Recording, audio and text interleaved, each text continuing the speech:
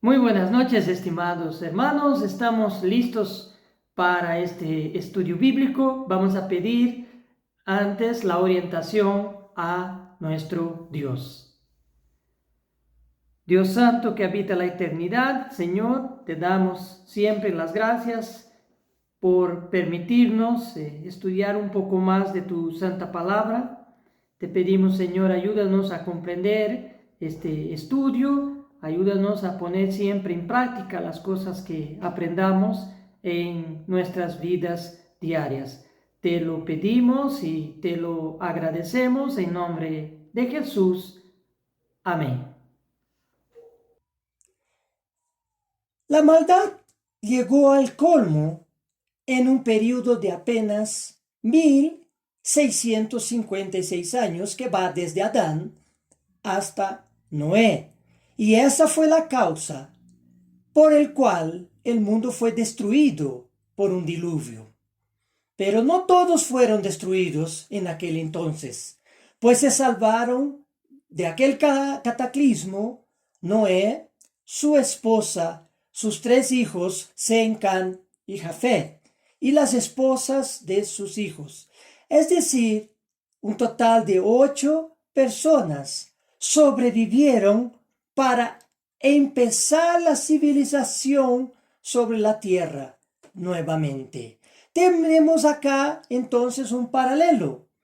El mundo antediluviano empezó con una sola pareja, Adán y Eva. El mundo después del diluvio empezó con 4 parejas, contando a Noé y su esposa. Pues Noé estaba por sus 600 años y aún todavía vivió más 350 años después del diluvio. Noé vivió un total de 950 años. En los primeros 1656 años de Adán hasta el diluvio, hubo apenas cuatro intervenciones directas conocidas de Dios en el mundo antiguo, que están escritas en la Biblia y están obviamente relatadas en el libro de Génesis. La primera intervención directa de Dios en el mundo antiguo fue cuando Dios expulsó a Adán y Eva del huerto del Edén, cortándoles el acceso al árbol de la vida. La segunda intervención de Dios, de un total de 4, Dios marcó a Caín para que nadie lo matara después de asesinar a su hermano Abel. ¿Y por qué lo hizo? Para que a través de su descendencia se revelase las consecuencias del camino de maldad que él, Caín, eligió seguir. La tercera intervención de Dios en el mundo antiguo fue cuando Dios trasladó a Enoque para que no sea asesinado por Caín o por uno de sus descendientes. Dios protegió el linaje directo de Set hasta Noé, incluyendo la intervención sobrenatural para proteger a Enoc, que abiertamente condenó a la descendencia mala de Caín. Y finalmente la última intervención conocida en el mundo antiguo por parte de Dios, tenemos justamente el estudio de hoy. Dios destruyó la primera civilización con un diluvio. Vamos a hablar un poco de la expectativa de vida antes y después del diluvio. Las pocas intervenciones de Dios en el mundo antiguo antediluviano relatadas en la Biblia nos lleva a entender por qué Dios no disminuyó el tiempo de vida de los hombres en ese periodo hasta Noé. Si Dios hubiese intervenido y disminuido la vida de aquella civilización, no se hubiese probado lo que el camino de maldad sería capaz de hacer con los hombres viviendo una larga vida. Si Dios no intervino ni siquiera en el tiempo de vida de los seres humanos, La pregunta es, ¿cuál sería el motivo de vivir por encima de los 900 años en el mundo antiguo? La respuesta sería que en un lapso de 1000 años, Adán sería transformado en ser espiritual, pues él y sus descendientes vivieron efectivamente casi 1000 años antes de morir. Pero con su transgresión, los hombres empezaron a morir antes de llegar a esa cifra de 1000 años de edad. Después del diluvio, la expectativa de vida de los hombres empezó a disminuir. Noé aún vivió en total 950 años, pero sus hijos vivieron 600 años, una tercera parte menos que su padre, Noé. Y sus nietos, los nietos de Noé, vivieron 400 años, casi un 60% menos que Noé. La quinta generación después de Noé vivió por sus 200 años, casi un 80% menos que Noé. A partir de los hijos de Jacob, la edad estaba entre 110 y 120 años de vida. Y finalmente, en los tiempos del rey David, la expectativa de vida era de 70 a 80 años. Ahora hablaremos de la construcción de la gran embarcación.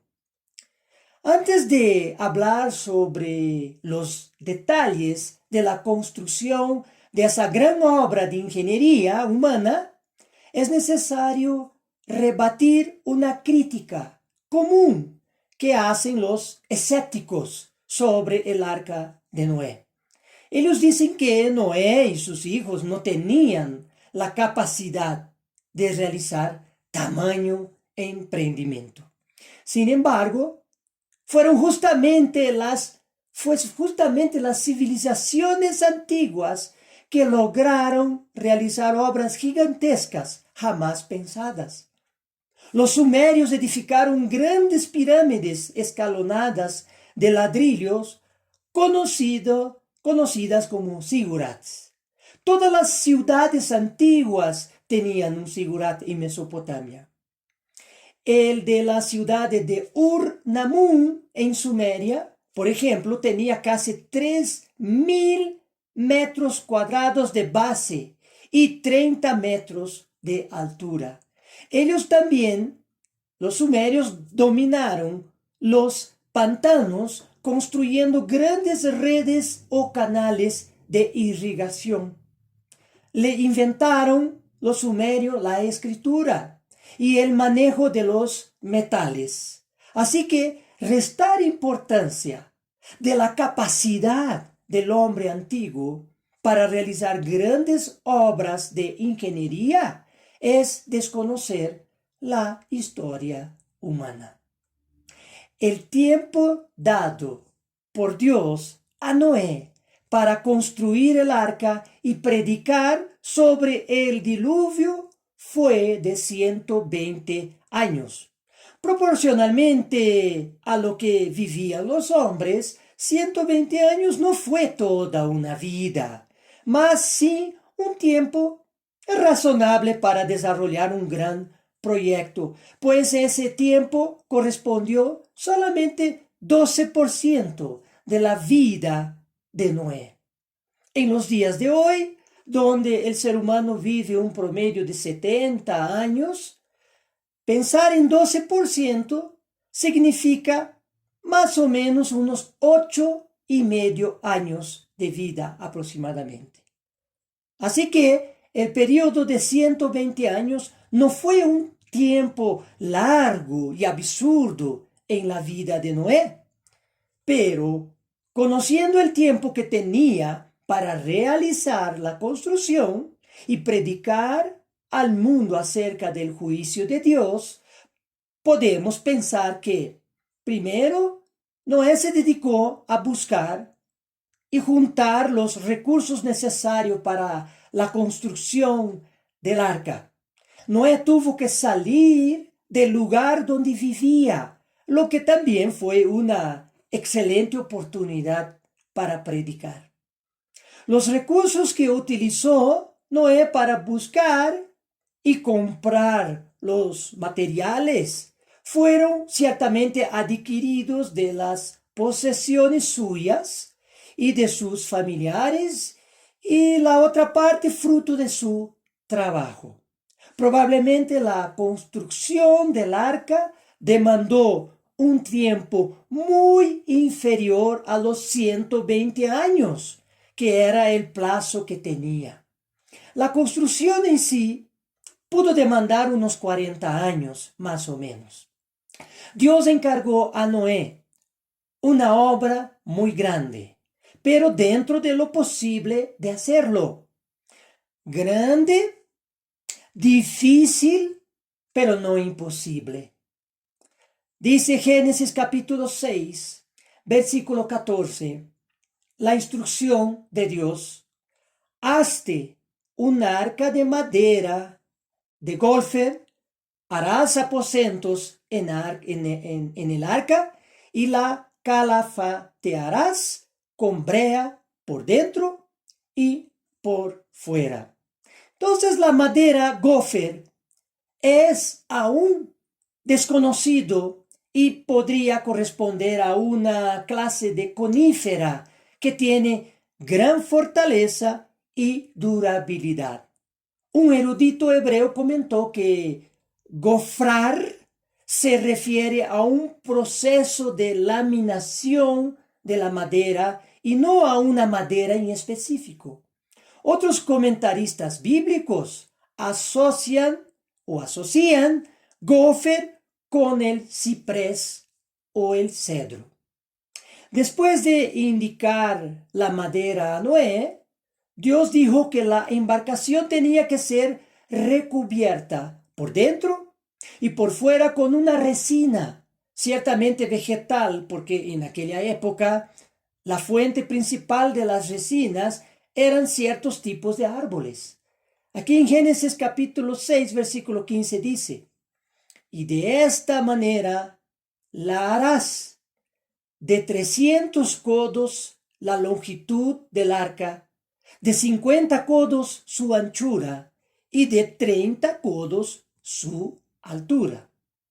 Una gran embarcación que tenía una longitud aproximada de 137 metros, otros 23 metros de ancho y 14 metros de altura, con 3 niveles y con un peso total del arca sin carga que lo calculamos en 7.140 toneladas. Su capacidad de carga fue más de 800 toneladas, lo que elevaría el peso total del arca más su carga elevaría a casi 8.000 toneladas. Con esa carga, el arca se hundiría bajo el agua unos 2,5 metros, es decir, 17.6% de su altura total. Y así flotaría. Noé necesitó resina suficiente para sellar una superficie aproximada de 21.500 metros cuadrados. Estamos hablando de por lo menos 1 kilo de resina por metro cuadrado. Es decir, que Noé necesitó de 21.5 toneladas de resina para impermeabilizar toda el arca por dentro y por fuera, si es que solo pasó una mano de resina, pudiendo llegar a más de 40 toneladas si consideramos una segunda mano. ¿Dónde pudo conseguir entonces semejante cantidad de resina? Lo que podemos deducir es que el arca tuvo necesariamente que tener acceso a una fuente primaria de madera, es decir, a un gran bosque, ya que por las definiciones de medidas se necesitarían talar más de 4,000 árboles para su construcción. Otro dato sería que el arca debió ser construida cerca a un río navegable, facilitando así el transporte de los troncos de los árboles. El río sería entonces primordial para el transporte de los troncos y también de la resina. Según lo ya estudiado, la civilización antediluviana floreció en la región de Mesopotamia, siendo los principales ríos el río Éufrates, de 2,780 kilómetros de extensión, con una cuenca de 500,000 kilómetros cuadrados, y el otro río es el río Tigris, de 1,900 kilómetros de extensión y una cuenca de 250,000 kilómetros cuadrados. Las ciudades más antiguas se encontraban cerca al río Éufrates, es decir, las ciudades de Uruk y Larsa, en su margen izquierda, y Ur, el Ur de Caldea, donde salió Abraham, y Ur a una cierta distancia de su margen derecha de este río Éufrates. Todas estas ciudades estaban entre 8 y 10 kilómetros distantes del río Éufrates. Eridu, la más antigua ciudad de todas ellas en aquella región, estaba muy cerca de Ur. El arca tuvo también que haber sido construida cerca de una gran ciudad, o por lo menos en el camino entre grandes ciudades para que pudiera ser visitada por sus habitantes. Si hubiera sido construida en un lugar remoto o aislado, sería imposible predicar sobre el diluvio al mundo antediluviano mientras Noé construía el arca. Así, el arca tuvo que ser construida cerca a importantes ciudades, estados y cerca al río Éufrates para tener acceso a los bosques de ciprés que existían a lo largo de ese mismo río Éufrates. Según las investigaciones arqueológicas, Babilonia, a unos 250 kilómetros río arriba de Uruk, de la ciudad de Uruk, tuvo abundancia de palmeras y ciprés. Quintus Curtius, el historiador romano de Alejandro el Grande, manifestó que el río Eulaeus, hoy el moderno río Karun, tenía un recorrido de 200 kilómetros a través de riberas arboladas. Ese sería el río bíblico Gihón, uno de los 4 ríos que formaban el huerto del Edén, juntamente con el Éufrates y el Hiddekel que es el río Tigris, y también el río Pisón, hoy un canal seco en Kuwait. Los bosques naturales fueron depredados en toda la región a través de los tiempos, y eso es sabido. Eso es importante saberlo. Al sur de la región probable donde Noé construyó el arca, había bosques extensos con abundancias de ciprés. Obviamente hoy en día las ruinas de estas y de otras decenas de ciudades sumerias se encuentran en áreas desoladas y desérticas. Hoy día ya no hay los bosques que hubieron en aquel entonces. Pero también hay que resaltar que de uno de los 4 ríos que formaba el huerto del Edén, el río Pisón, la Biblia dice lo siguiente, río Pisón. Vamos allá aquí a Génesis capítulo 2. Vamos a leer de los versículos 10 al 12. Dice lo siguiente, empezando por el versículo 10. Y salía de Edén un río para regar el huerto, y de allí se repartía en 4 brazos. El nombre del uno era Pisón, y este es el que rodea toda la tierra de Havilá, donde hay oro, y el oro de aquella tierra es bueno. Hay allí también bedelio y ónice. Así que en la tierra de Ávila, hoy día Kuwait y parte de Arabia Saudita, se accedía por el río Pisón, que hoy es un canal seco denominado Wadi o Wadi Bashi, o río de Kuwait. Esa tierra era en los tiempos de Noé rica en bedelio, que es una resina de cola o gomorresina extraída de un árbol que hoy en día todavía existe algunos ejemplares en Arabia. De color blanco y espeso, se utiliza también como adhesivo natural. Noé tuvo que traer de esa región entre 20 y 40 toneladas de esa gomorresina para impermeabilizar el arca. Como ya se abordó, después que Dios le llamó, Noé empezó primero con la predicación sobre el arrepentimiento como condición para evitar la destrucción de la civilización por un diluvio.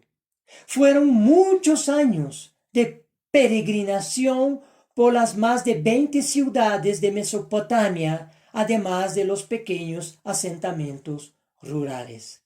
Noé vivió en aquel entonces y visitó los bosques, fuentes de la materia prima para la construcción del arca.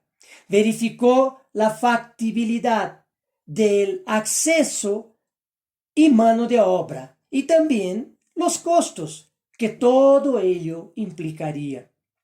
Él estuvo por la tierra de Ávila, indudablemente, navegando por el río bíblico Pisón, donde había abundante gomorresina. 20 años después, a la edad de 500 años, ya casado, Noé tuvo su primer hijo, Jafet, y luego Sem, y luego Can. Con su familia, continuó la predicación encargada por Dios. Otras personas más creyeron en la predicación de Noé, las que se constituyeron esposas de sus hijos. Estas 8 personas fueron las que emprendieron la construcción del arca, que probablemente se hizo tal como se indicó anteriormente, en un periodo aproximadamente de 40 años, entre los años 560 y 600 años de la vida de Noé. El Salmos 145, versículos 8 y 9, expresa bien cómo Dios actuó con el mundo antediluviano, dándole la expresiva cantidad de 120 años para que se arrepentieran. Al decir, aquí dice, Salmo 145, versículo 8 y 9, clemente y misericordioso es el Eterno, lento para la ira y grande en misericordia. Bueno es el Eterno para con todos, y sus misericordias sobre todas sus obras. Ahora, continuando el tema del arca, ya abordamos su construcción un poco. Ahora vamos a abordar sobre los animales en el arca. Tras 120 años de advertencia, solo 7 personas creyeron en el mensaje divino predicado por Noé. Estamos hablando de su familia que formó en ese tiempo. la esposa, los hijos y las esposas de sus hijos. Una vez concluida la construcción del arca, anunció que el diluvio empezaría, Dios anunció que el diluvio empezaría en una semana. Vamos a leer entonces Génesis capítulo 7 del versículo 1 a 4 que dice: Y el Eterno dijo a Noé: Entra tú y toda tu casa en el arca, porque a ti he visto justo delante de mí en esta generación. De todo animal limpio te tomarás, es decir, recibir, escoger, conducir, entre otros significados de esa palabra, te tomarás de 7 en 7, macho y su hembra, mas de los animales que no son limpios, 2 machos, serán 2, macho y hembra. También de las aves de los cielos de 7 en 7, macho y hembra, para guardar en vida la casta sobre la faz de toda la tierra. Porque pasados aún 7 días, yo haré llover sobre la tierra 40 días y 40 noches, y borraré toda sustancia que hice de sobre la faz de la tierra. Como se explicó en un estudio anterior, Dios borraría la civilización en donde ella se desarrolló, un lugar específico en Mesopotamia, es decir, en el Adamat, que significa un lugar específico donde el ser humano desarrolló su agricultura y sus ciudades. En los más de 41,000 metros cúbicos del arca, en sus 3 pisos, en sus 3 niveles interiores, se acomodaron los animales por especie que Dios hizo entrar en el arca. Las provisiones también lo colocaron y también ingresaron, como ya sabemos, los 8 miembros de la familia de Noé.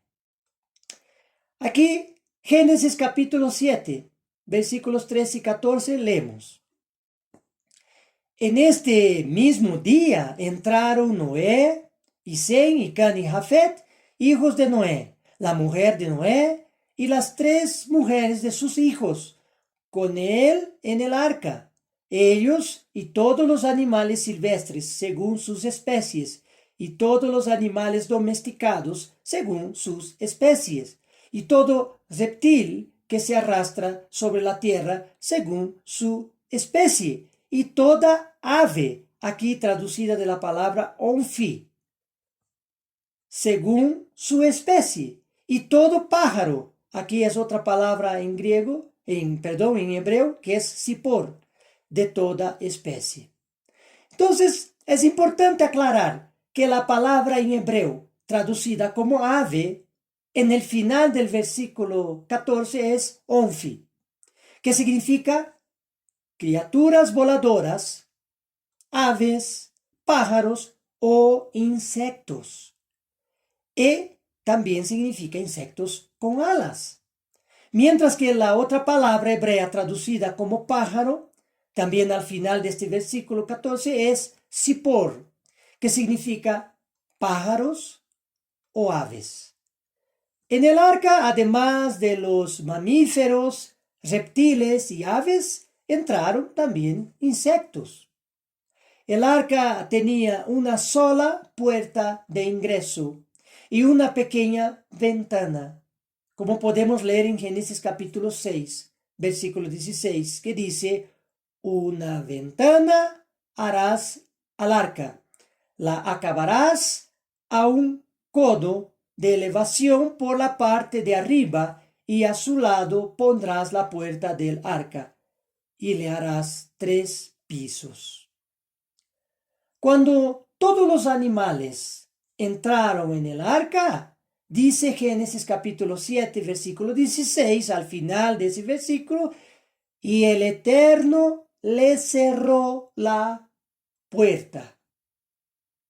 No fue Noé y sus hijos quienes cerraron la puerta, sino Dios Lo que podemos pensar es que la apertura de la puerta empezaba en la base del segundo piso.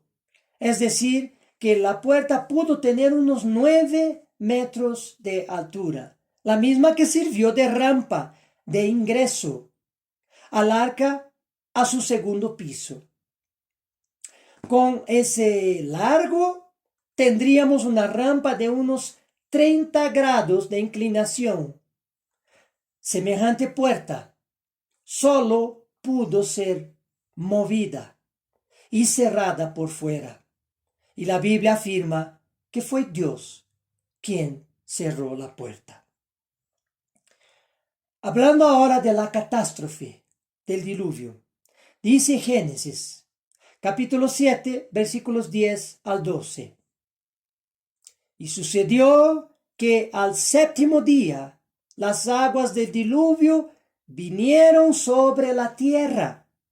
El año 600 de la vida de Noé, en el mes segundo, a los 17 días del mes, aquel día fueron rotas todas las fuentes del gran abismo, y las cataratas de los cielos fueron abiertas, y hubo lluvia sobre la tierra 40 días y 40 noches. Dos elementos contribuyeron para la gran inundación: la ruptura de las fuentes del grande abismo y la apertura de las cataratas o compuertas del cielo. Las fuentes del gran abismo nos vamos a referir que es una de las dos grandes contribuciones del diluvio. El primero que dice ahí, como ya hemos leído, fuentes del gran abismo, corresponde a los océanos. La palabra en hebreo teón, traducida como abismo, significa profundidades del océano, o simplemente océano, y también aguas subterráneas. Isaías 51:10 dice: ¿No eres tú el que secó el mar, las aguas del gran abismo, el que transformó en camino las profundidades del mar para que pasaran los redimidos? El profeta Isaías nos explicó que las aguas del gran abismo es el mar. Y Proverbios capítulo 8, versículos 28 y 29, dice que cuando Dios creó los cielos y la tierra, afirmó las fuentes del abismo, poniendo al mar su estatuto para que las aguas no traspasasen su mandamiento. De esta manera, entendemos claramente que las aguas del mar invadieron los continentes. En el caso específico de Mesopotamia, podemos entender que el Océano Índico penetró con ímpetu por el Mar Rojo y por el Golfo Pérsico, inundando la península arábica. El este de África también fue inundado por ese movimiento del mar, y los territorios actuales de Kuwait, Irán e Irak totalmente inundados. Por otro lado, el Océano Atlántico penetró por el mar Mediterráneo hacia Mesopotamia, inundando el sur de Europa y principalmente el norte de África. Hoy ese fenómeno de maremotos, obviamente en escala y duración muy inferiores al diluvio de Noé, son llamados también tsunamis. Es un nombre que lo ha puesto en un congreso de Japón en 1963. El tsunami es una gran ola o una serie de olas originadas por una enorme y violenta fuerza que las desplazan hacia el continente. Así que un sismo o también erupción volcánica hace temblar el fondo del mar, lo que la Biblia expresa como romper las fuentes del gran abismo. Las olas que se forman por el sismo ocurrido en el fondo del mar empiezan a avanzar a gran velocidad de hasta 700 kilómetros por hora hacia el continente, desacelerándose en aguas menos profundas cerca al litoral y al mismo tiempo se vuelven olas gigantescas de hasta 30 metros de altura, invadiendo la tierra firme. Se necesitaron temblores continuos y sistemáticos en el fondo de esos océanos para provocar y mantener la inundación en Mesopotamia. Y como se trata de agua marina, las olas iban y venían, entraban en mayor cantidad y volvían en menor cantidad, para que se fueran acumulando y creciendo en altura. Dice Génesis, capítulo 7, versículos 17 y 18 lo siguiente. Y fue el diluvio 40 días sobre la tierra, y las aguas crecieron y alcanzaron el arca, y se elevó sobre la tierra, y subieron las aguas, y crecieron en gran manera sobre la tierra, y flotaba el arca sobre la superficie de las aguas. ¿Y cómo sabemos que la fuente principal de inundación fueron las aguas de los océanos? Esa respuesta la tenemos clara cuando Dios hizo cesar el diluvio. La Biblia dice en Génesis capítulo 8, versículo 3 lo siguiente. Y se tornaron las aguas de sobre la tierra, yendo y volviendo, del hebreo halak y shubi, y decrecieron las aguas al cabo de 150 días. De 44 versículos diferentes que consultamos de la Biblia en español, en apenas 8 de ellos, 20%, esas palabras que hemos mostrado al leer el versículo, en hebreo halak y shubak, fueron traducidas en ir y retornar respectivamente, tal cual el original lo dice. En las demás 36 versiones verificadas, esas dos palabras fueron traducidas como gradualmente, fuera de lo que dice el original. Solo fueron traducidas gradualmente, poco a poco, lentamente, perdiéndose su significado del original, denotando equivocadamente una continuidad lineal y progresiva, mientras que el autor de Génesis dijo literalmente que las aguas se movían en olas, yendo y viniendo, porque se trataba de las aguas del mar. Y no así solamente yendo como la corriente de un río. La versión de la Biblia Torres Amat dice, y se fueron retirando de la tierra las aguas ondeando y retrocediendo, y empezaron a menguar después de los 150 días. Así que indudablemente, la mejor de todas las traducciones consultadas es justamente de la Biblia Torres Amat. Es sumamente importante entender con esa prueba bíblica que las aguas ingresaron a los continentes desde los océanos, con las olas yendo y volviendo, así también se retiraron hacia los océanos con las olas yendo y volviendo. El arca fue construida cerca al Golfo Pérsico. Las aguas del Océano Índico ingresaron a esa región y empujaron el arca hacia el norte y noroeste.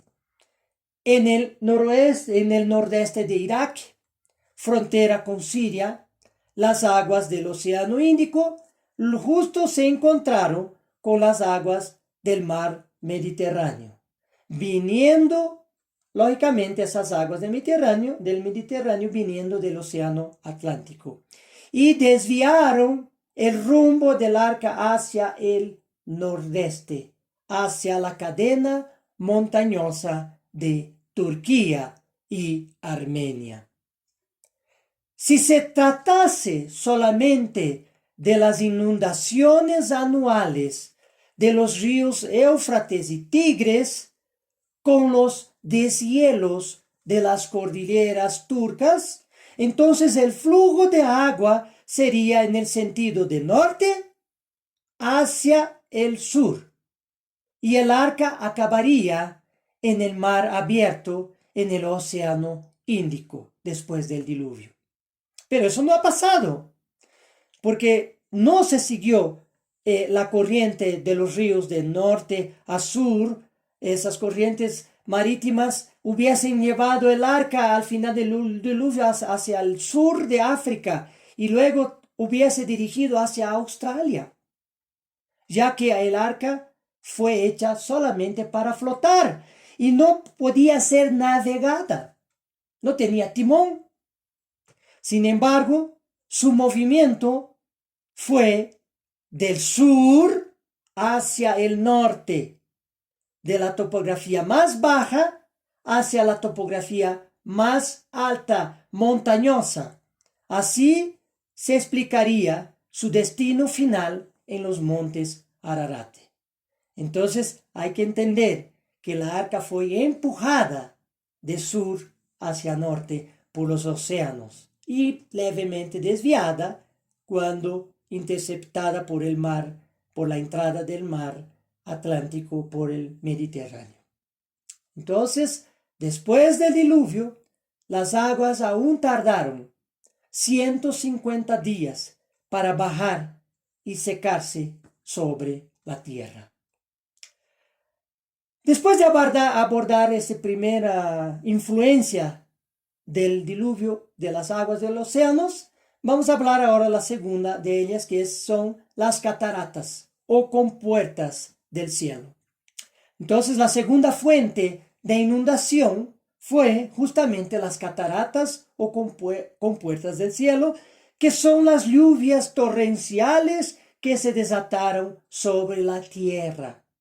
De acuerdo con la Organización Meteorológica Mundial, una agencia de las Naciones Unidas creada en 1950, en su archivo de clima global e históricos extremos, se informa que en una isla de la costa sudoeste de África, la isla Reunión, se registró la precipitación de 1,82 metros de lluvia entre los días 7 y 8 de enero de 1966 durante el ciclón tropical Denise. Ese registro es un récord histórico de lluvia en un día sobre un lugar determinado. Si lo multiplicásemos por 40 días, tendríamos casi 73 metros de lluvia. Así, tenemos una idea de que las torrenciales y continuas lluvias durante 40 días y 40 noches del diluvio pudieron ultrapasar a los 70 metros de altura de agua acumulada. Eso significa que, a pesar del diluvio ser más conocido por las lluvias que por la invasión de las aguas de los océanos a los continentes, el aporte de las lluvias fue mucho menor que el de las aguas de los océanos. Por otro lado, los primeros 40 días fueron marcados por una lluvia torrencial y continua. Sin embargo, después de los primeros 40 días, en los siguientes 110 días, porque el diluvio duró 150 días en total. Siguió lloviendo en la tierra, pero no de forma continuada. Génesis capítulo 8, versículo 1 dice: y se acordó Dios de Noé y de todos los animales y de todas las bestias que estaban con él en el arca, e hizo pasar Dios un viento sobre la tierra y cesaron las aguas. A los 150 días, Dios hizo pasar una corriente de viento para cesar las aguas, y paralelamente hizo dos cosas específicas en el siguiente versículo de Génesis capítulo 8, versículo 2. Y se cerraron las fuentes del abismo, ya no había más ni erupciones, ni sismos en el fondo de los mares que causaban los tsunamis. Y las ventanas de los cielos también se cerraron en consecuencia. La lluvia de los cielos fue detenida, entonces se detuvo la lluvia completamente a los 150 días de iniciarse el diluvio. Y con esto concluimos el estudio de hoy. Todavía vamos en la siguiente semana continuar, porque vamos a abordar justamente donde estamos deteniéndonos hoy por cuestión de tiempo, y vamos a ver qué pasó, cómo Noé salió del arca, qué pasó a continuación del final del diluvio. Que ese estudio bíblico haya sido de provecho a todos, que tengan un sueño reparador. Muy buenas noches a todos.